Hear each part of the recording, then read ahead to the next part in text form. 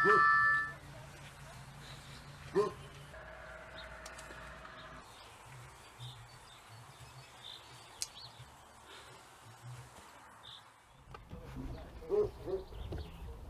ütle, kas ma need lukuraamid võin kaasa võtta või? 565 ja mis siin on? Oota korra, mul on sõnum. Torumees või? Ai, pagan, mul on just see... Kus? No tore. TT-lokk ava eemalt tehtud, no jess!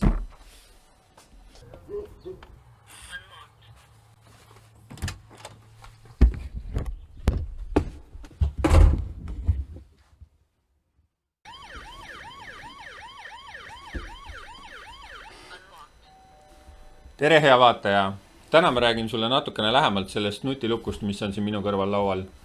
Olles aastate jooksul erinevate nutilukkudega kokku puutunud, julgen ma väita, et see siin on turul pakutavatest hetkel kõige targem. Miks mina seda usun, kas see lahendus ka sulle sobida võiks, mida pakend endast sisaldab ja kas sa selle paigaldamisega ka ise hakkama saad, selle me siin videos välja selgitamegi. Uue põlvkonna Hedaxist nutilukud tulevad juba kõik IP65 kaitseklassiga. Sinu jaoks tähendab see seda, et need sobivad nii sise- kui välistingimustesse paigaldamiseks. Valikus on 4 erinevat pinnaviimistlust.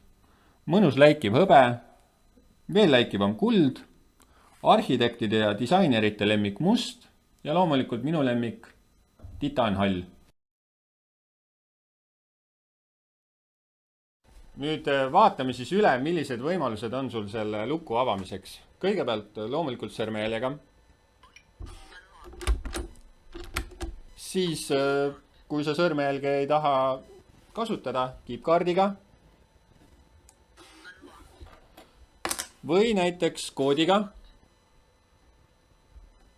Äratame paneeli, trellid ja siis on äpist avamine. Oi, uksekella ajal tuli ka äpist ilusti lahti. Ja siis on meil olemas veel äpis üks avanemisvõimalus, mis on e-key, aga kuna see on rakenduse põhine, siis sellest räägime hiljem pikemalt. Nüüd ühel heal nutilukul on kindlasti ka mehaaniline backup avamine ja Hedaxist nutilukul on see loomulikult olemas. Selleks on siis siia katte alla väga kavalalt peidetud üks lukusüdamik. Ja kui mul on nüüd, mul ei ole koode, mul on kiipkaardid kõik kadunud, sõrmejälge ma ei ole üldse salvestanud, on mul mehaaniline võti. Ja sellega ma saan muuta lingi aktiivseks, naksti, ja saangi tuppa sisse. Ja mikro USB-ga saab siis ka toite peale anda, et kui on patareid tühjad lõplikult ja kui on ka need mehaanilised võtmed siis kadunud. Nüüd selleks, et me saaksime üldse rääkida nutiluku komplektist, mitte lihtsalt lingi komplektist, on meie eksperdid siis välja valinud erinevad tooted ja selle komplekti kokku pannud. Aga pakime siis karbi lahti ja vaatame, mida see pakend endast sisaldab. Pakis on siis kõik tooted, mis sa siin laua peal praegult näed. Kõigepealt sisemine ja välimine lingipaneel, nendele siis tihendid, et tagada niiskus ja tolmukindlus. Siis on siin sellised parandusplaadid. Neid ma pärast paigalduse käigus veel eraldi räägin, miks neid vaja on. Siis on loomulikult ASSA 510 lukuraam konkskeelega ja sellele sobib vasturaud 1487-1 sileuksele. Et kui on vaja manteluksele, siis me peame juba eraldi vaatama, mis uks teil seal täpsemalt on, mis vasturauda on kasutatud ja nii edasi. Veel leiame siis pakist kiipkaardid, 3 tükki, ilusad sellised silikoonist ja pehmed mõnusad nagu võtmeõided. Siis on siin 2 mehaanilist võtit avarii avamiseks, 4x3A patareid ehk siis, et see lukk kohe nagu tööle panna ja loomulikult kinnitusvahendid.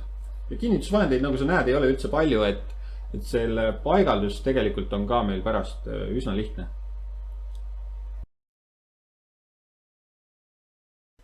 Ja nüüd siis kõige tähtsam osa ehk lukustamine. Miks me oleme pannud kaasa selle 510 lukuraami ja miks ei ole siis mõistlik paigaldada võib-olla mõnele teisele klassik lukuraamile, näiteks ASSA 565. Seda sellepärast, et vastasel juhul toimuks kogu see lukustumine lihtsalt selle lingi kaldkeele pealt.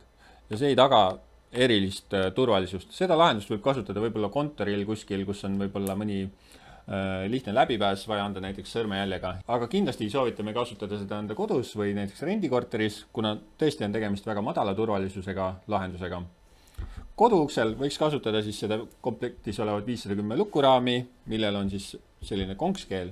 Seda konkskeelt juba enam mõjutada ei saa. Üks asi, millega sa kindlasti arvestama pead selle nutiluku juures on see, et seest poolt on link alati aktiivne. Ma keeran selle näidise ringi, panen ukse lukku ja näitan sulle.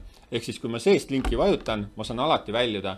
See tähendab seda, et kui sul on kodus või siis seal kinnisvaras mingisugune oht, et keegi võib välja murda, kas siis kass, koer, papagoi või laps, siis sa pead kasutama mingisugust lisalukustust. Vastasel juhul on siis seest alati võimalik väljuda. Lisalukustus võib siis olla näiteks kas ukse kett või on sul juba varasemalt paigaldatud lisaturvalukk. Et kellele see lukk siis sobida võiks? Ma arvan, et sobib väga hästi sellele, kes siis otsib elus mugavust. Või siis näiteks sellele, kellel on palju lapsi ja nendel lastel on hobivõtmeid kaotada. Või siis hoopis sellele inimesele, kellel on palju kinnisvara ja ta otsib jällegi mugavust, kuidas seda kinnisvara lihtsamalt hallata.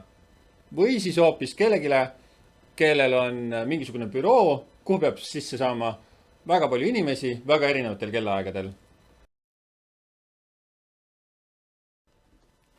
Nagu ma sulle alguses julgelt lubasin, et tegemist on kõige nutikama lukuga turul, siis loomulikult selle nutikuse tagab meile väga hea tarkvara. See tarkvara keskendub lukustusele ja sealt me selliseid üleliigseid pudinaid põhimõtteliselt ei leiagi.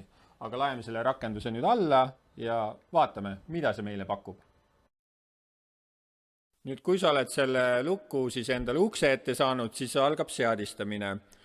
Nagu ma juba olen paar korda maininud, siis see rakendus on väga põhjalik ja siin on väga palju seadeid, et ma ei hakka neid kõiki kindlasti käsitlema, aga vaatame mõnele kiirelt otsa. Esiteks on siis see, et kõigepealt tuleb lukk lisada, selleks on siin üleval vasakul see menüü, lisalukk, lisalüüs ja nii edasi. Siis on e-võtmed, e-võtja on äpi põhine, selleks on siis vaja kindlasti kasutajal äppi.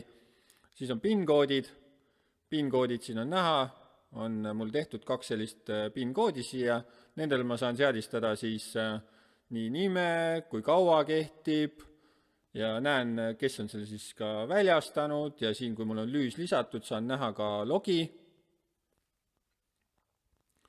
Siis lähen siit tagasi, järgmine asi on siis kiipkaardid, IC-kaardid, täpselt sama, Marek, võtan lahti, vaatan, saan ta õigused kohe siit ära kustutada, põmm.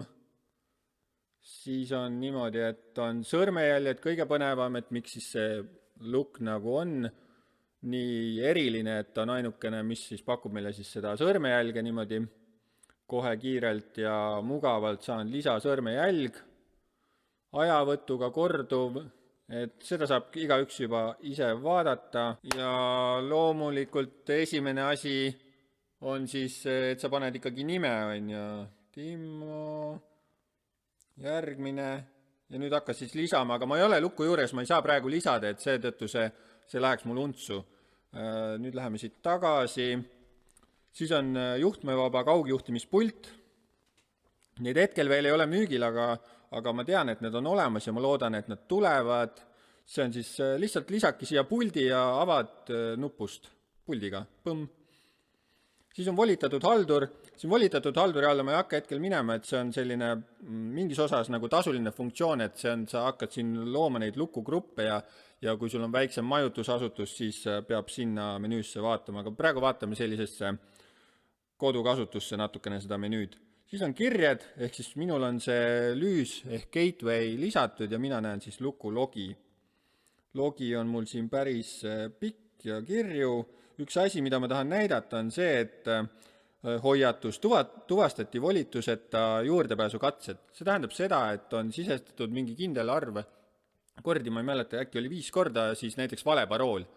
Ehk siis, kui sa mäletad, siis selle video alguses käis üks selline alarmi hääl. See ongi nüüd see hääl, mida siis lukk teeb, kui üritatakse minna siis sealt läbi ilma õigusteta. Mingi arv kordi, oli 5, ma ütlen. Ja siis on seaded, neid on siin ka siis hästi palju. Esimene võib-olla nendest põnevam on siis automaatlukustus, saame siis sättida seda lahtioleku aega, saame selle lukustusega maha võtta, oleme kodus, on vaja aias toimetada, võtame täitsa maha, lukukell, diagnoos.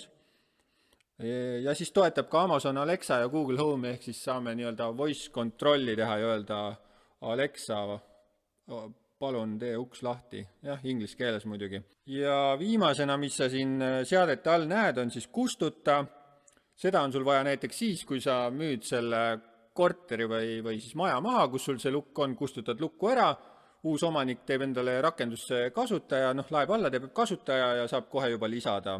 Ei ole nagu mingit keerulist, ma ei tea, teha see resetti vaja teha või nagu mõnel võib-olla teisel tootjal.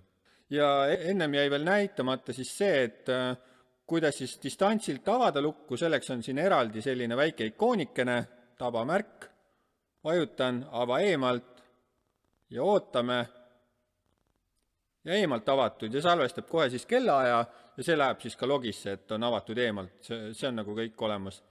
Ja nii ongi, et head kasutamist. Nüüd lisasid neil sellel, ütleme siis lukul, mis on siis lukustusvälised, ei ole palju, aga üks nendest on siis selline hub, mis annab sellele lukule kõik kaughaldusvõimalused.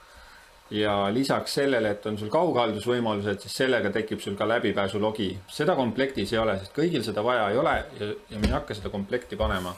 Lihtsam on see sul juurde osta, et kõik lingid leiad siit video alt.